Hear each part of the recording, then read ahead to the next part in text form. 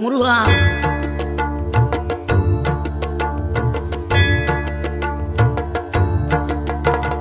ஆறுபடை வீடும் அருள் வழங்கும் முருகா, அருகே நீ ஓடோடிவா.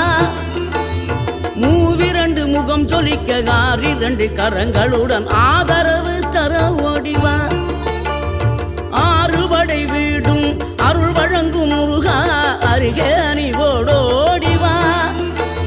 மூவிரண்டு முகம் சொலிக்க ஆறிரண்டு கரங்களுடன் ஆதரவு தர ஓடிவா.